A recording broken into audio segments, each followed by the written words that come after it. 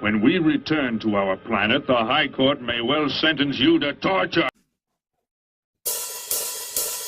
He likes movies, we like movies.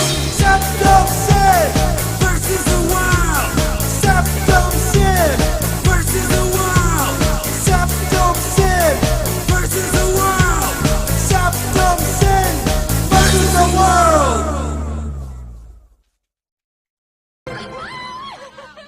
I'd buy that for $1.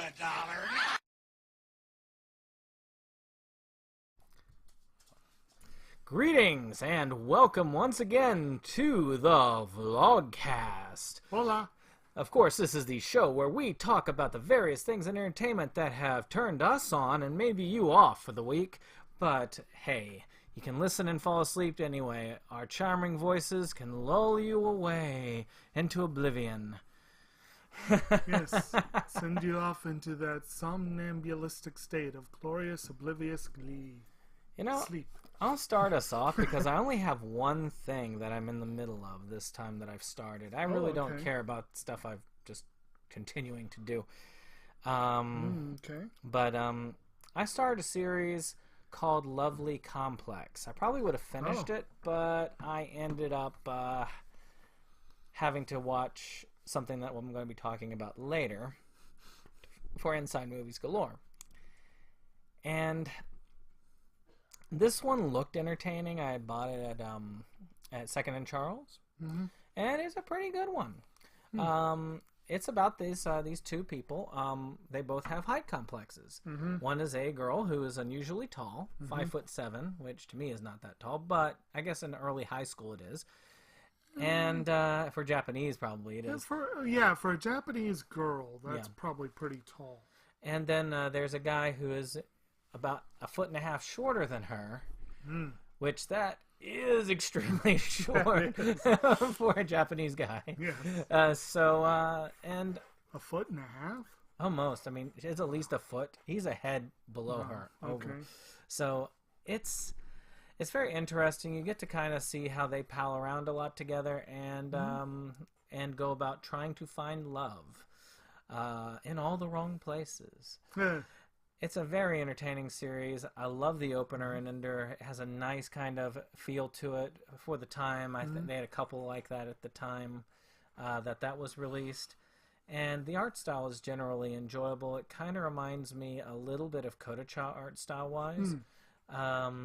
So it's that kind of shoujo, just kind of cool art style. I really have enjoying it so far, and I can't wait to complete it. Probably by the next vlogcast I will have completed it. I've heard good things on that one, and it's one I've been wanting to see, but one day I'll get to it. As far as started and ongoing for this week, just a couple of quick ongoing. I managed to come back for a couple of episodes after a long hiatus with 30 Rock, and I read another volume of Naruto, so I got a little further with that. No started viewing that was not completed. More on that in a minute. Wow. But I did start a book. I started reading Kevin Kwan's China Rich Girlfriend, which of course is the sequel to Crazy Rich Asians.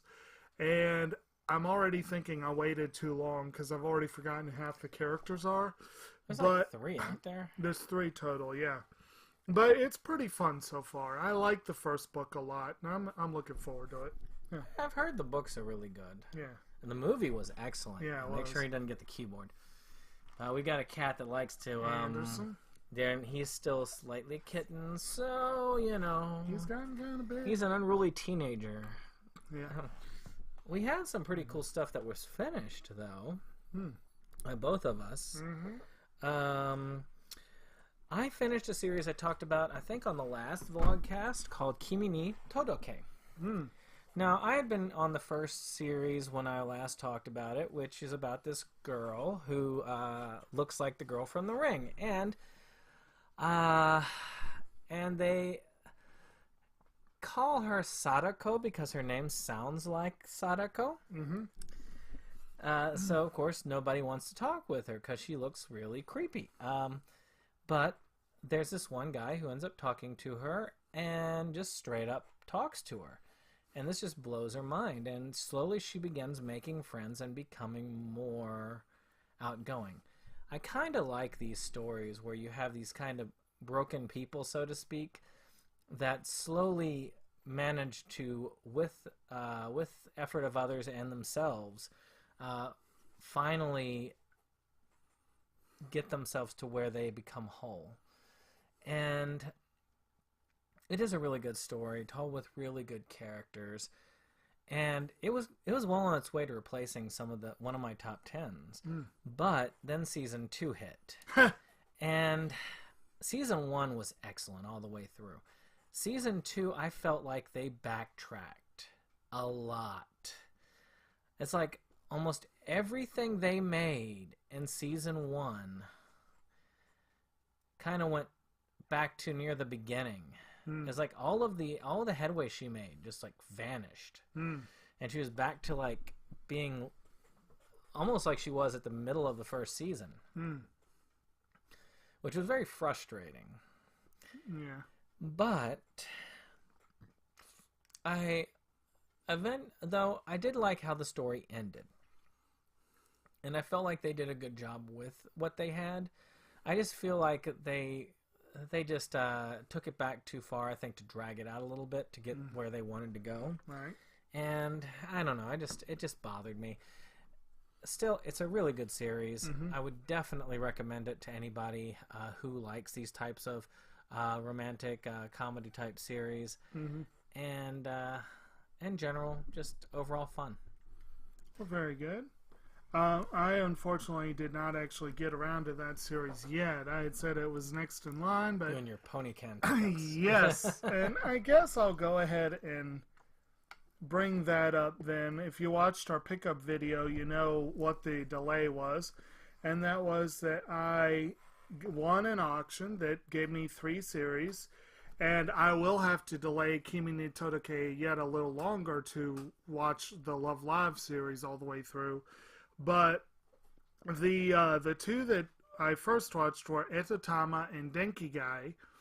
Etatama is essentially a lighthearted but kind of almost batshit sort of series about this crazy cat spirit, Eneto Musume, as they call her, who they call Nyatan, who is basically like Dejiko from Digishirat, but she is a cat spirit from the Zodiac, and she is engaged in a battle. I think they call it the ETM-12 or something like that.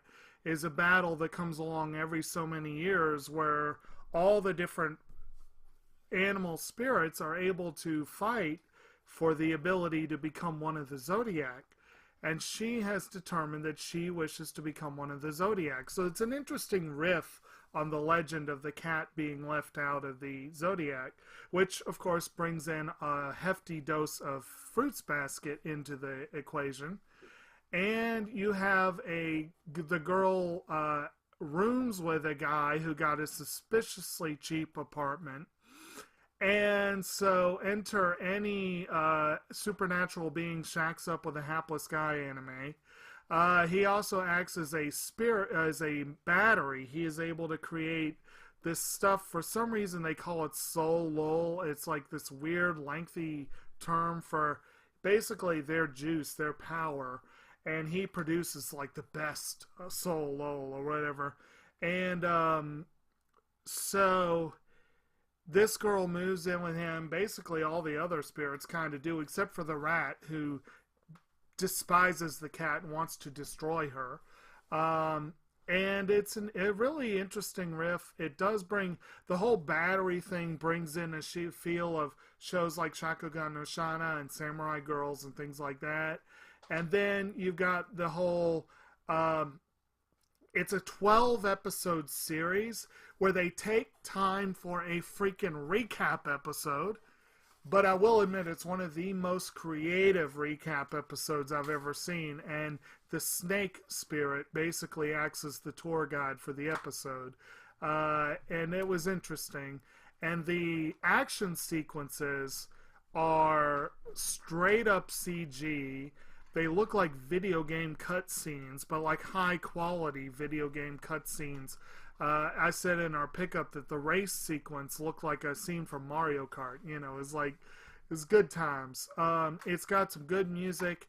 It's ultimately a forgettable series, and I would never have paid pony cam prices, but I lucked out and got it really cheap, and it was a very delightful diversion. Denki Guy was great, but it was not for all tastes. It takes place at a manga / dojin shop called Umanahone, I think is it, which basically means horsebone, and it's a parody of an actual real life store, and you have this very crazy kooky cast of characters. So it's a workplace comedy with very strange characters, so it feels a lot like working, especially because Wagnaria, especially because of the theme songs reminded me a lot of Wagnaria, and the animation of the final. Like Digisharat. There's a little bit of Digisharat with that one, but not well. Digisharat also, yeah. They do work. Yes, you're right. There's a little bit of Digisharat to that one as well, and but there's also a little bit of Shirobako, and a strong vibe of Genshiken, very strong vibe of Genshiken, and actually Kujion, the show that everyone in Genshiken loves. The art style actually looks a little bit like Kujibiki on Balance, but it also reminded me a little bit of Illumination. The way they draw faces, even though that's 3D modeled, the way they draw it, it reminded me of it. But basically, you have all these characters who are very perverted in different ways, and they're very unabashed about it. Fu Girl is obsessed with zombies. She is normally a very sweet, innocent girl, and she looks like she's 10. She's supposed to be 16. But if you mention zombies around her, especially with the main guy, whose name is like Umie or something like that, you mention a zombie around him with her, she takes the metal bat out that she always carries and beats him to a bloody pulp. You got Hyotan as the main girl, who's very sweet and kind and easily flustered. You got the girl with the enormous hat who's always, I think Kaneko is what they call her. She's always got a camera. She wants to document everything, but she's real shy and doesn't want to be in the front. Sommelier-kun is named after his ability to look into your soul and tell you exactly what erotic manga you read and give it to you. And he throws sommelier parties, and everyone loves him. Sensei is an aspiring mangaka, which is why they call her Sensei. And then you got the main guy who's their boss. I can't remember his name. He's a jerk. But he and Hyotan have sort of a sweet little thing going on that works more and more as the series goes on. It's an interesting series. It's actually got some nice romance elements. It's a really nice look at otaku culture. There's a lot of Lucky Star in there as well. A lot of and it's an equal opportunity fan service. There is definitely some stuff for the ladies as well as the guys, and it's not as fan service heavy as you would think a series like that would be. So very enjoyable. I'm not sure it was worth ponycam prices. Yeah, I lucked out, but I wanted this series from the get-go, and those two made a very nice diversion. I'm sure Kimi ni Todoke will be a higher level of quality when I get to it, but very nice viewing for a few nights. My next one was a very sinister viewing. Not quite the quality of Kimi ni Todoke, and probably not even quite the quality of the other two. It is a series called School Days. Oh. A series that will live in infamy. So, I need to see it, but I kind of don't want to. I'm going to run through this for those of you at home. But if anybody really doesn't know this series ends, spoiler warning. Because I held back when I talked about the pickup of this, but I'm not going to hold back as much here in the vlogcast. Mm-hmm. It is about this guy. We'll call him Douchebag. Douchebag really likes a girl. There's this rumor going around that if you take a picture of this person without them knowing it with your cell phone, and a certain amount of time passes, if you set it as the background of your cell phone without them knowing it, they'll eventually fall for you and you'll be destined to be together. Creepy as hell and stalkerish, but, you know. So he does this, and he has this other girl who decides she's going to help hook him up. Well, he hooks her up, but she's very standoffish and has a hard time adjusting to romance and things like that, and he's a bit too forward and wanting to get in her pants and all that. So, essentially, douchebag starts hooking up with lots of other people. Mainly the person who hooked him up with said girl. We'll call her Lonely Girl, by the way. Lonely Girl goes batshit. And because they decide he doesn't break it off with her. He just starts screwing around with everyone. And eventually, by the time he does break it off, she's gone crazy. Crazy.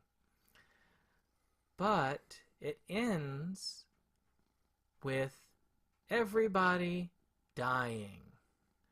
Except for Lonely Girl.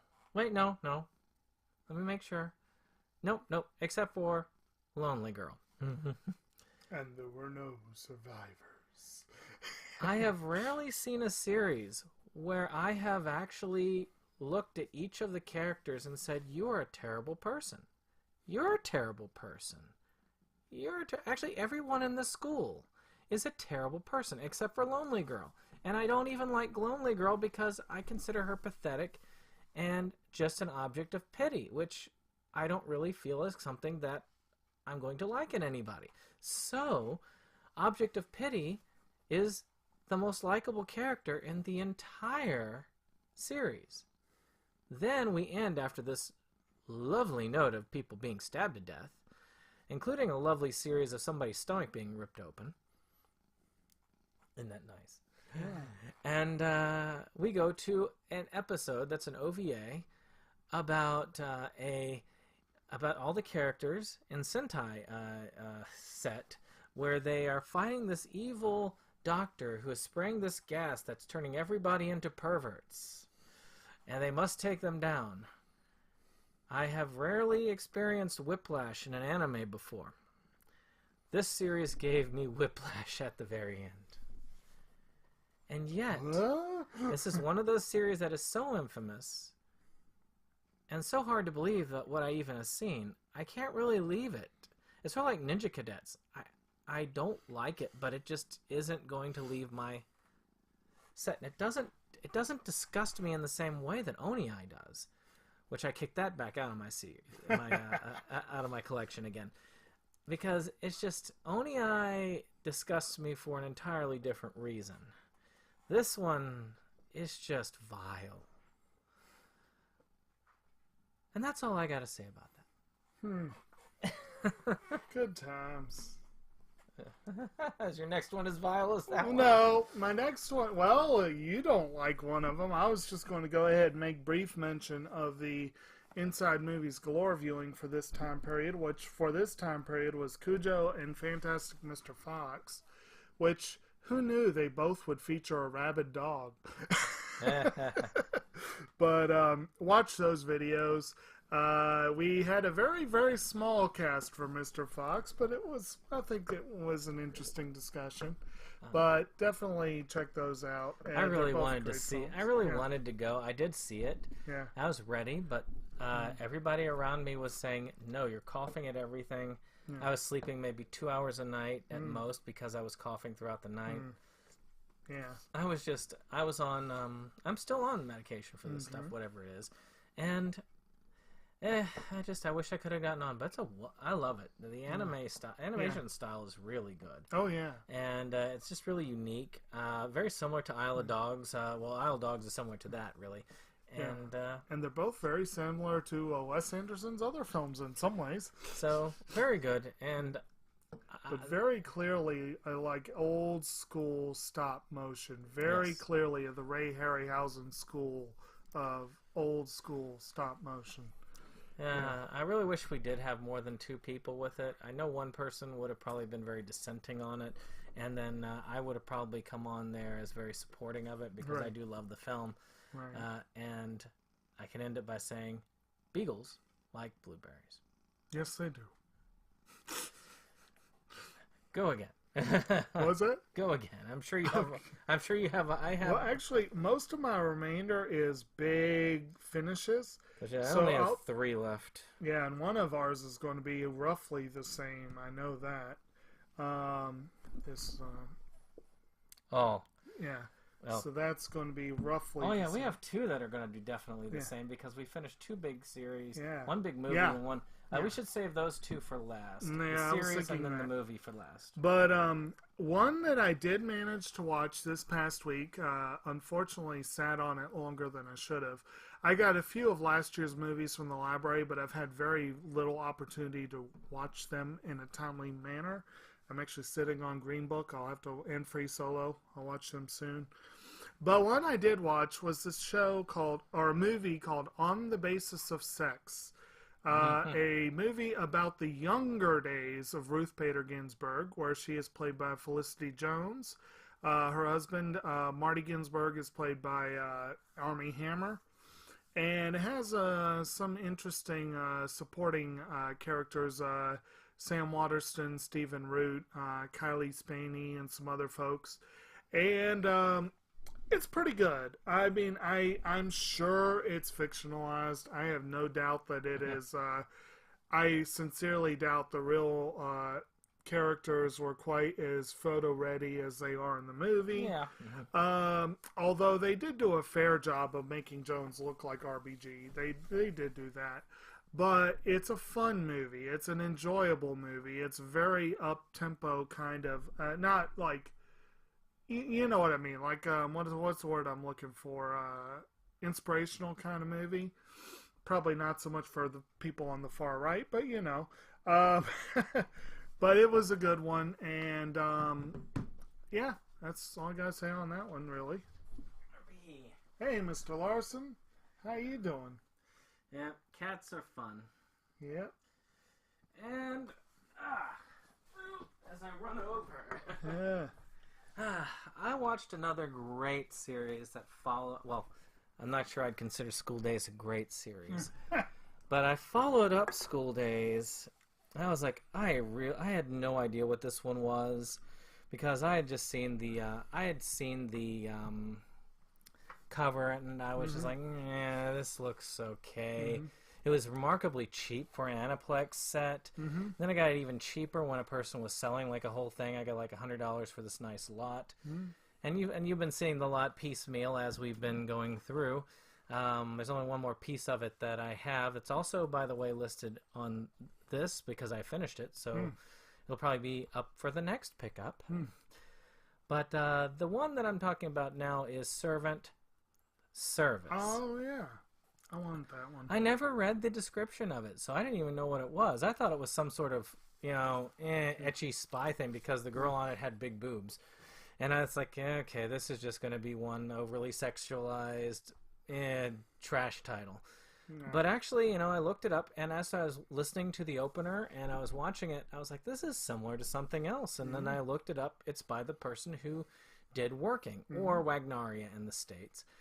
And it is very similar to that, except instead of at a diner, they're working for basically the government social services building. And as somebody who does do government work in that in that manner, it is something that appealed to me because I could identify a lot more. Matter of fact, I felt like I kind of understand how you felt, Catfail, how you felt when you were watching Wagnaria, really, a lot of that, because I could easily identify with a lot of the struggles made by those people. The series is about this about this new crew of people who are joining, one of them has an unusually long name, and she has a vendetta to finally find and get revenge against the person who okayed that super long name. You have a guy who's joining gosh, what do they call it? The service track, to basically goof off as much as he can. And then you have another, actually those are the two that were joining at that time. Wait, no, and you have another one who has had a lot of college, but just couldn't find anything or couldn't finish her master's, so she had to fall back on this. And it's just really entertaining. I love watching the interactions of the characters and the various pairings that they have throughout. It just truly is a delight. I'm kind of sad that it ended as quickly as it did. It's like 13 episodes. So,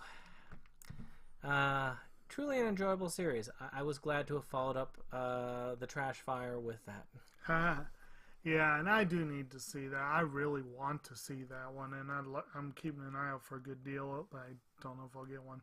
But yeah, I absolutely loved Wagnaria, so it'd be, like you said, related to it.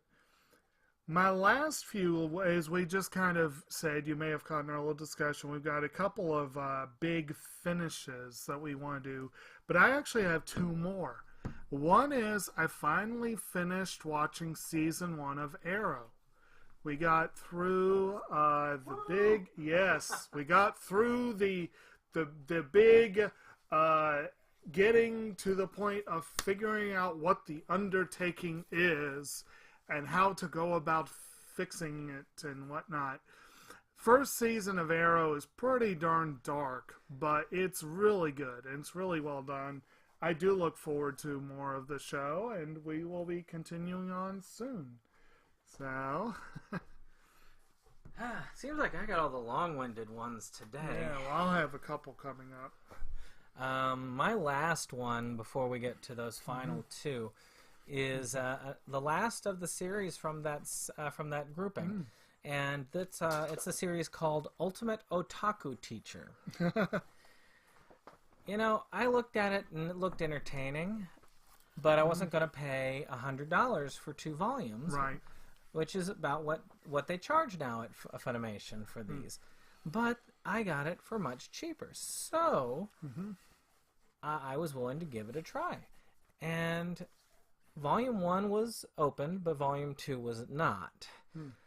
And I really enjoyed the series. I mean, it's about this guy who, let's see here, has this thing he calls YD, which means that he can only do things that he yearns to do, which is, you know, BS4, I want to be able to do whatever the heck I want, so screw you all. So he just stays home and collects anime and does stuff basically what we would want to do all day. And his sister eventually says, if you don't get out and do something, I'm going to beat you over the head with a bat, and gets him a teaching job, which he's promptly fired from, and then recruited into this special school. He finds that he does find throughout the series that he yearns to do a little bit more than just be an otaku, and brings his unique style of otaku teaching to the school to help others figure out what they yearn to do and inspire other students. It is a very, like I said, very entertaining one. I did enjoy it. It was not my favorite in all the world, but it was a truly delightful series. I really hope it comes down. I hope they do an essentials of the whole, because I think more people should be able to access this at an affordable price. Good deal. And that's all I got until we get to the last two. Well, I have one more that I'm going to talk about, and then I'm going to briefly switch back over to reading. I actually got to finish. This doesn't happen as much as I would like, because so many of these series are ongoing. I actually got to finish one of the various comic series I have been reading, and it was an actual, it's even rarer than an American one has a proper finish. You know what I mean?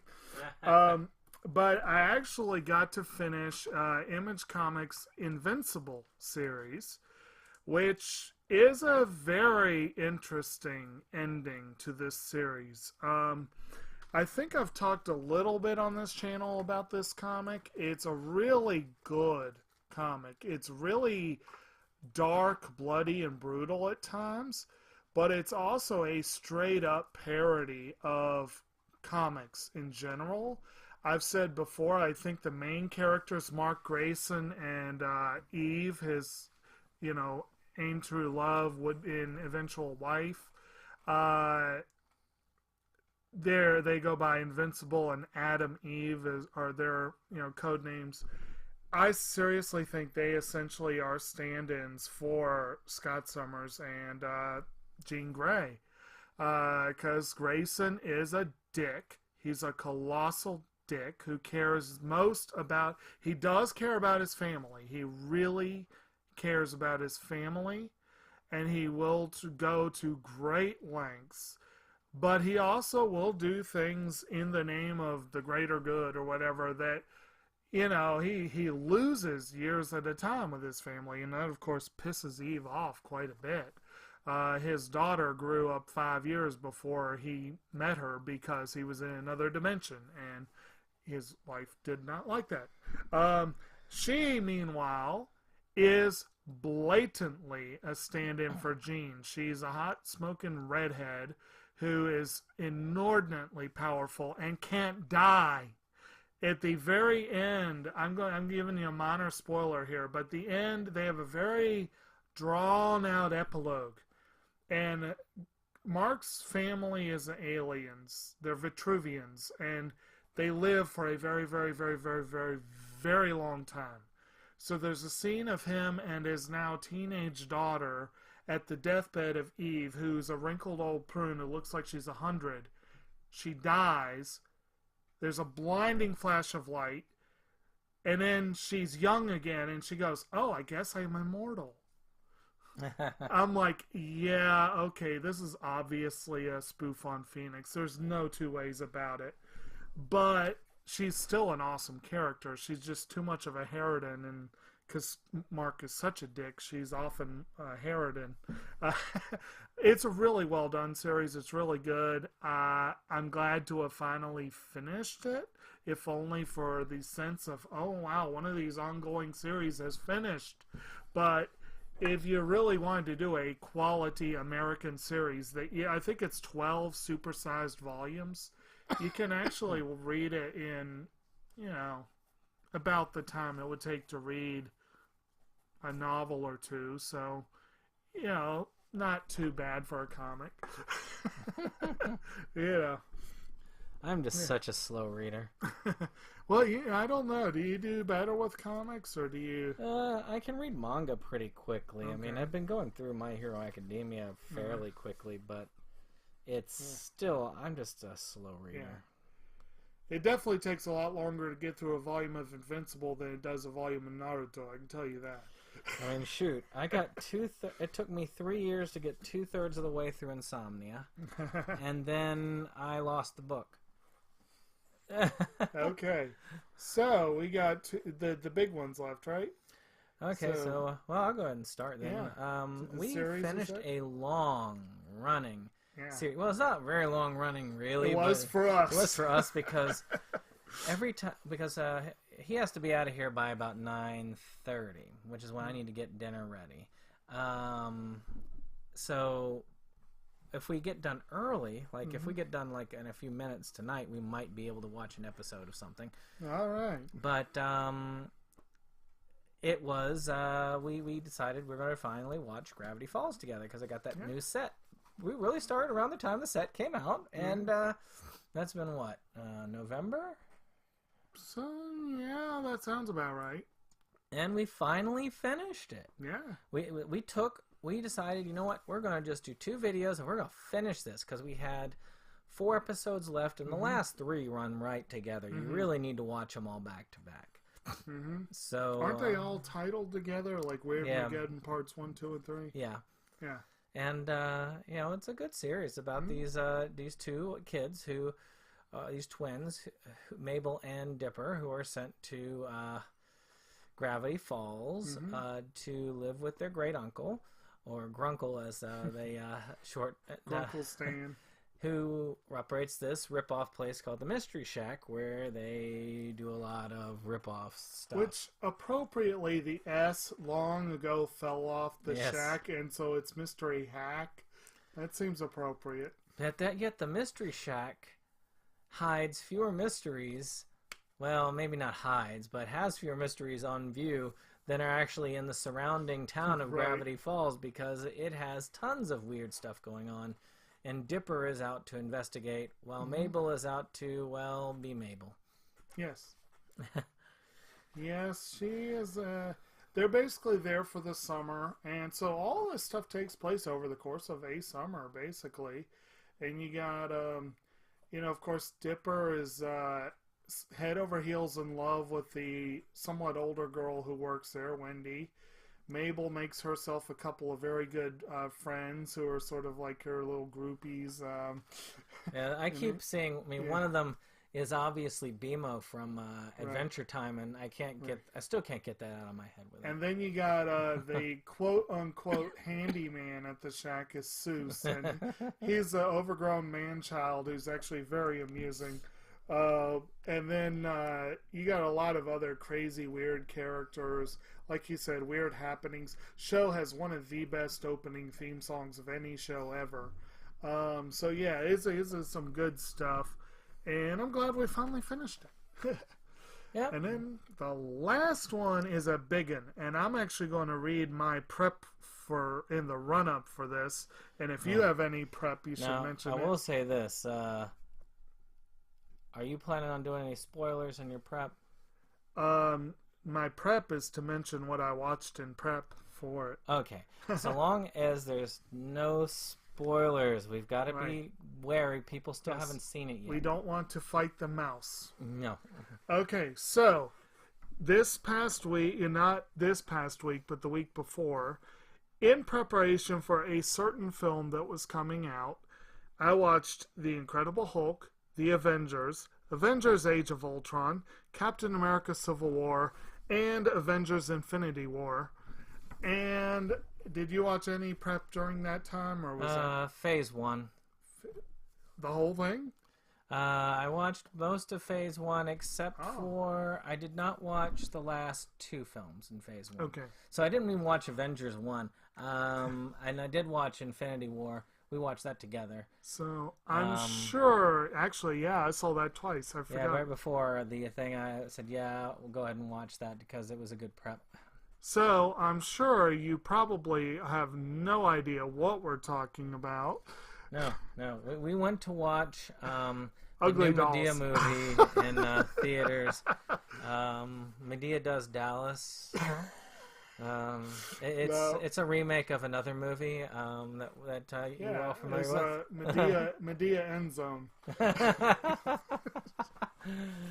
So no, we went to see Avengers Endgame, and it was good, and we were happy. And I will admit, the more I think about it, the more certain things they did bug me. And there were a couple things that bugged me at the time. Well, they're definite plot holes. There are plot holes you could drive a truck through. There are plot holes you could drive Thanos' ship through, probably. But it's still a fun and well-done movie overall. It definitely, in the moment when you're watching it, it stokes all the proper emotions. You really get into it. You really enjoy it. There's a lot of humor mixed in, surprisingly. Great use of music in general. It was well done. But it really and truly was 3 hours of fan service. I don't think I'm doing too many spoilers to say that. We're gonna hold off of real spoilers because again, we don't want to fight the mouse. Well, but, I mean, in truth, just to be nice, it was it was really hard to get it opening week. Yeah. And even second week, not everybody's been able to get to it. I mean, I would be willing to say in another week or so, spoilers. I mean, they're already out there, but I'm going to be nice and not, because I would have preferred it on my end if I didn't get to see it the first couple of weeks. I will say this, and again, it's not really a specific spoiler, more of a recalibrate your expectations sort of thing. Infinity War is the better movie. Endgame, they were trying very, very, very hard to play to what the fans might want. That's why I said 3 hours of fan service. I'm not going to list off the people who are not in the movie, but suffice it to say, you could count on both hands the number of people from the series that are not in the movie. There are not very many of them. They're all there. There were a few glaring omissions, but it was interesting. And again, we may do a little more of a review later on. Maybe once we get it on physical media, we might do a full. That might be a better. Yeah, when we get on physical media, I'm sorry. By that time, I would like to think you've seen it by that point. And actually, this will go ahead and lead right into one of my news items. So let's go ahead and do that. I think today was where they announced it, that after 11 days of release, Endgame has topped 2 billion globally. Wow. And it is second only to Avatar globally. It is the second highest grossing film ever after 11 days. And it is currently the 9th highest domestic gross. And I believe it's within spitting distance of several films just right now. I think it's 600 million shy of Avatar, so it's probably going to get that. And thank God. I mean, Avatar is a great film, but it does not deserve to be the one dominating the heap. Yeah. But apparently, Endgame made double what Infinity War made in 11 days. Well, I'm going to guess crazy. Once it hits full international, it's going to really clean up. Well, it has. That Chinese market is. That Chinese market is giving it a major boost. Oh yeah, that usually does. Yeah, I mean it is cleaning up in China, and it's making records in several markets. And one record it may have fallen short of, I guess we'll find out for sure in a day or so. It apparently fell just shy of The Force Awakens for the highest second weekend gross. I think it fell like 5 million short of Force Awakens second weekend. We'll see. Yeah, it's making some money. So we know a lot of you have seen the film, or else it's the same people seeing it over. I don't remember if this was in this week's or if it was last one. Did I tell you that thing about the guy who set the record watching Captain Marvel? Oh, really? I forgot to make a note of that, but I think the guy saw Captain Marvel, I can't remember how many times, but he set a Guinness record for the number of times he saw it. Wow. Yeah. Strike one for feminism. Yeah. But and they asked him if he was going to do that for Endgame, and he's like, no. Well, I mean, they say Brie Larson is trying to pitch basically a female-only Avengers. Right. Not like long-term, but like a one-movie type deal. Which they did have something like that, a nod to that sort of thing in Endgame. So you never know, it might get that. It'd be like Ocean's 8, The Avengers. Mm-hmm. You'd have to recruit a few people, but it's doable. Right. One thing I had forgotten to mention, but is good news for us to talk about, is if you haven't watched it already, you should be checking out Inside Movies Galore. This time we are covering the Lon Chaney Jr. film, The Wolfman. I watched my part of it today, but because my copy has all of those Universal Wolfman pictures on it, I've been trying to catch all of them, which left it out of your borrowing range. You've seen it though, right? Have you seen that one? I don't believe I have. Wow, that is a classic. I'll be glad that you'll see it then. It's worth it definitely to see. I had never seen it, oddly enough, all the way through. But amazing stuff that they did with makeup. And I'm sure you're going to get a lot of cool inside stuff. It's one of Dave's favorite movies, according to what he has said before. So this will, hopefully he'll bring in a whole bunch more than what I know. But some really cool stuff. I mean, I didn't know that the person who directed the film was a Holocaust survivor. And that a lot of it... Wolfman?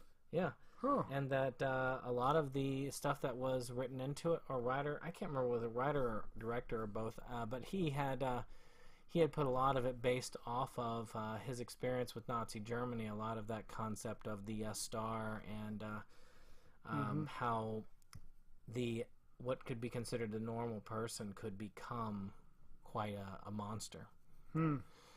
Which could be talked about as, how people, and it could even be talked about today as, normal people that, you everyday people become Nazis and so on. I know you got a lot more news stories, so. Well, a few. I was trying to see if I could find the news story about that one dude, but while I'm doing that, one major thing, not maybe major news, but bit of nerd news. We did get some sad news during these 2 weeks that Peter Mayhew, the actor who played Chewbacca, died at 74.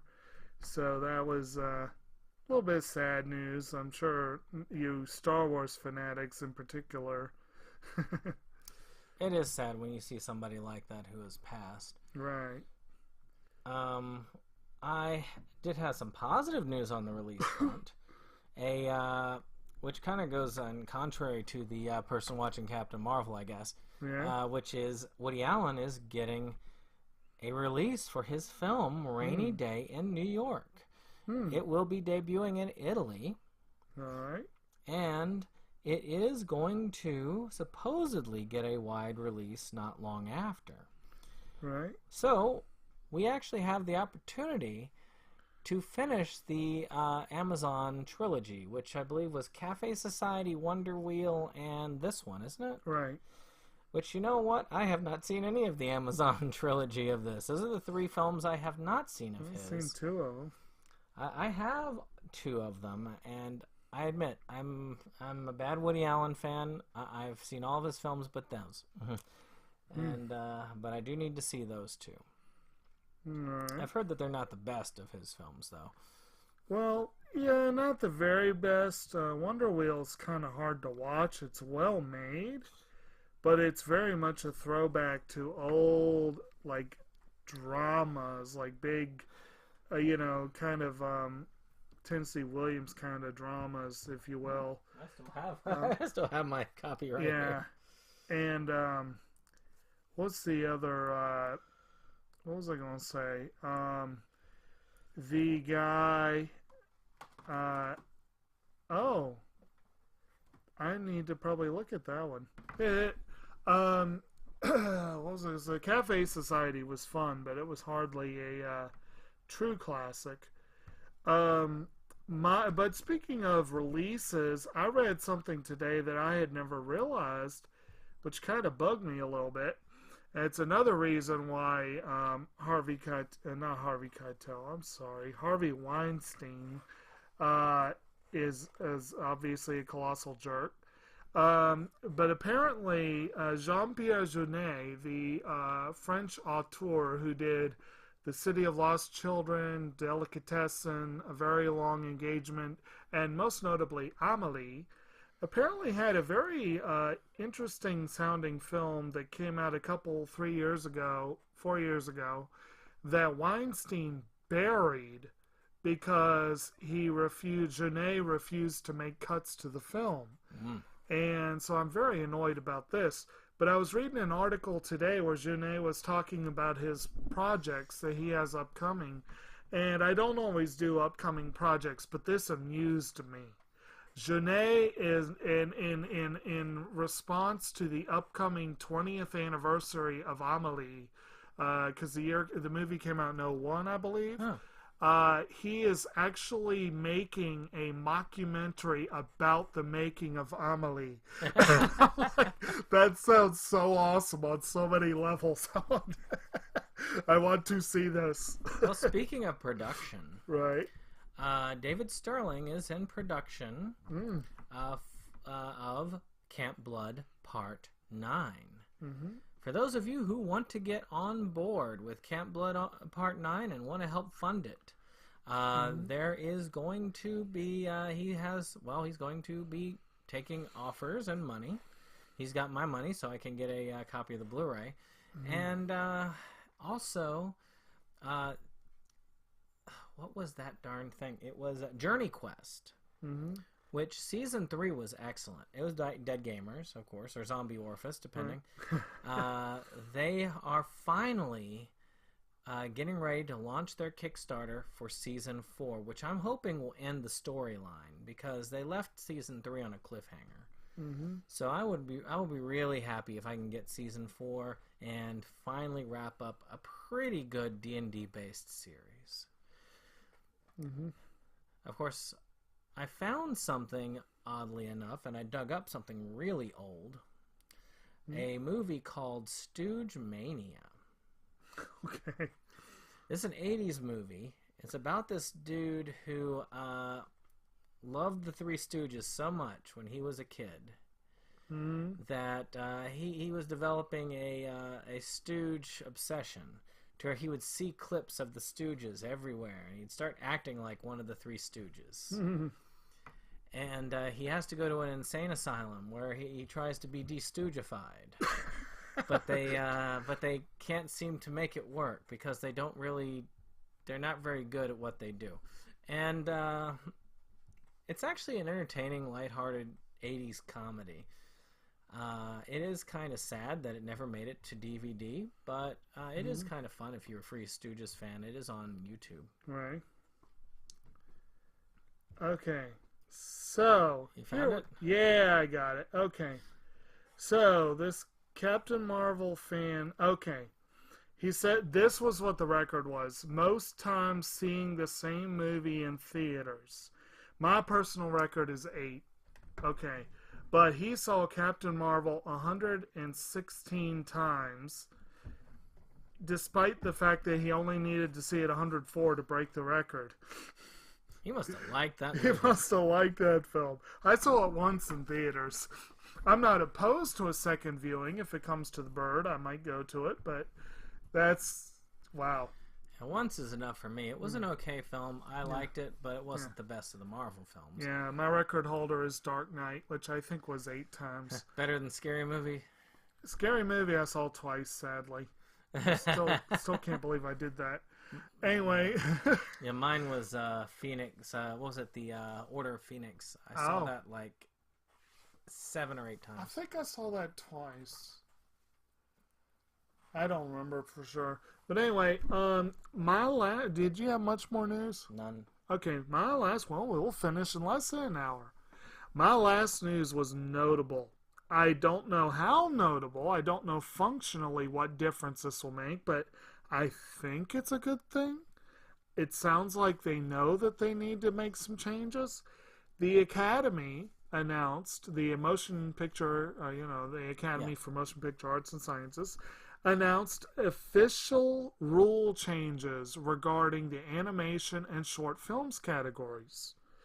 One is, I need to double check exactly what the current rules are, but I think short films have to screen at Academy approved festivals, which is kind of freaking stupid. Yeah, well. But apparently animated and live action shorts will now be eligible if they screen in theaters for a 7-day period in New York or LA.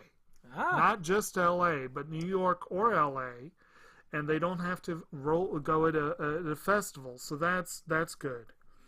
Also, there was an 8-film requirement to activate the animated feature category. It is now gone. Yay! I don't know that matters, because at this point we're getting 15 to 20 animated features a year, but it is nice for them to acknowledge that we are getting enough each year for it to be worth having. And then the last one is, and this I'm not 100% certain the voting, the differences here, except that I think they currently have nominations open to all the Academy.